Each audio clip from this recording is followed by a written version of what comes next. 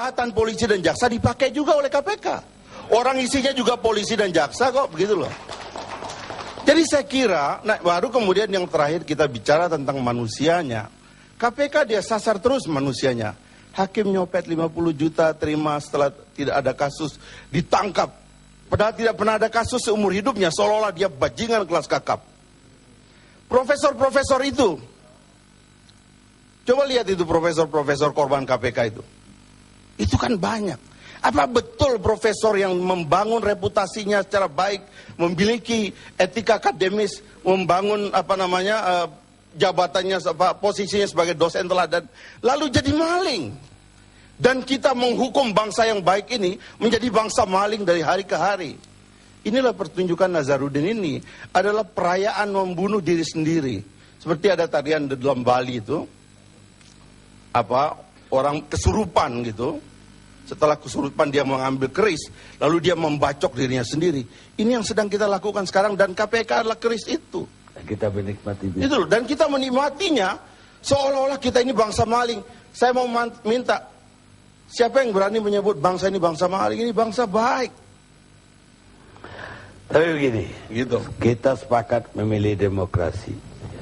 Kenyataannya, kalau tidak mau dibilang kita tambah rusak dibanding zaman Orde Baru, katakanlah lebih otoriter.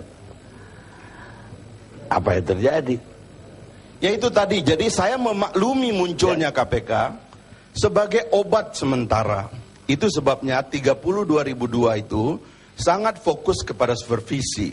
Saya tanya KPK, Anda berjuang untuk apa? Indeks persepsi korupsi. Oke. Sekarang saya tanya, indeks persepsi korupsi itu apa yang dinilai? Pelayanan birokrasi. Oke. Sekarang pelayanan birokrasi itu ada pada penindakan atau pencegahan? Pada pencegahan. Lalu kenapa Anda nindak orang setiap hari? Sementara indikatornya adalah IPK. Bingung dia nggak bisa jawab. Orang-orang KPK ini nggak mengerti persoalan. Nggak baca undang-undang secara baik dan tidak mengerti sejarah undang-undang ini. Jangankan membaca konstitusi, mengerti HAM omong kosong, mereka nggak ngerti kok. Dan saya khawatir dua orang ini juga nggak ngerti gitu loh. Baik Bapak Beri, saya ingat seorang pengarang India. Dia itu koresponden majalah Time, kepala biro majalah Time di India. Dalam buku White Tiger, dia menulis dialog antara dua tokoh. Seorang tokoh mengatakan, jangan-jangan kesalahan kita. India itu waktu dia nulis itu kacau kayak di kita itu. Korupsi, merajalela. Dia bilang, jangan-jangan kesalahan kita memberikan demokrasi kepada orang setengah matang. Anda sependapat? Memang masalah India itu karena penduduknya terlalu banyak. Dan sumber daya alamnya tidak semelimpah kita. Bangsa Indonesia ini penduduknya tuh nomor 4 di dunia setelah apa hubungannya dengan demokrasi dan ya, karena jumlah yang harus disejahterakan itu kan juga harus itu kan seperti telur sama ayam.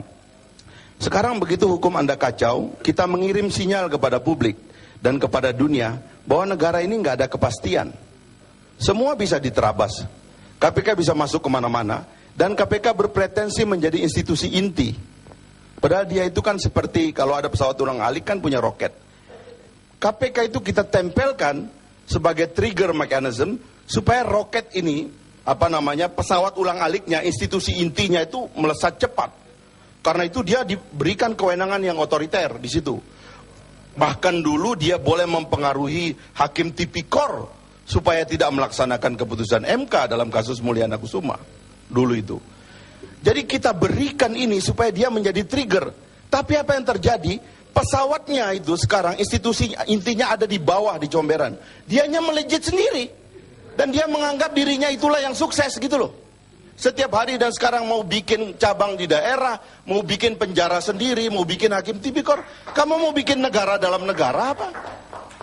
Bahayanya transisi Indonesia ini sekarang ada 200 institusi sampingan ad hoc yang telah mengalahkan kekuatan institusi inti.